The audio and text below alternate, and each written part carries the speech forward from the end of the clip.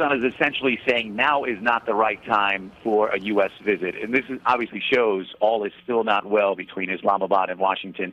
Mark Grossman is a special U.S. envoy to Pakistan and Afghanistan. He's been here many times.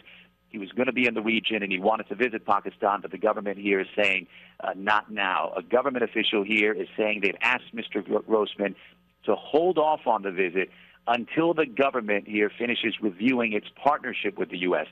This partnership obviously has been a rocky one, to say the least.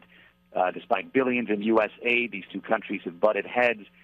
Things really going downhill last year when the U.S. raided the bin Laden compound and didn't tell Pakistan beforehand. Then you had the NATO airstrike in November that killed 24 Pakistani soldiers on Pakistani soil. So there's a lot of anti-American sentiment in Pakistan. The government is under pressure to do something about it. They're reviewing their partnership, and they're essentially saying, don't come, Mr. Grossman, until that review is over. And U.S. officials are downplaying this decision. They say they understand, and they say a visit will be more productive until after this review has been completed by Pakistan. Reza, when Richard Holbrooke was the U.S. envoy, it did not seem that we were having these kinds of difficulties. In fact, it seemed as though the relationship was getting a whole lot better. And so I guess I'm curious as if perhaps it is strictly a drone attack issue, or something far greater is afoot.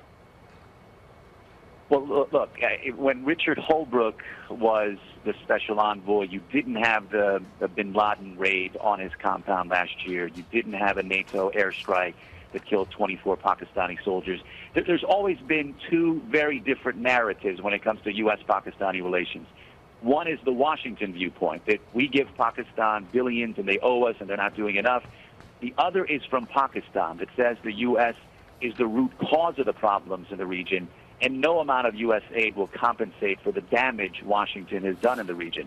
It's Pakistan's position that there was no militancy in the region until the U.S. came in with Pakistan's support and backed the Afghan jihad against the Soviets in the 1980s. They also say they didn't have suicide attacks until the U.S. invaded Afghanistan after 9/11. And it's those different viewpoints that's the reason why this partnership has been a rocky one. In the past, these two countries have managed to work things out because they've needed one another. There's no sign right now that this partnership is going to fall apart, but certainly they have a lot of work to do, and this latest decision by the government to tell Mr. Grossman to stay away is an under indication of that.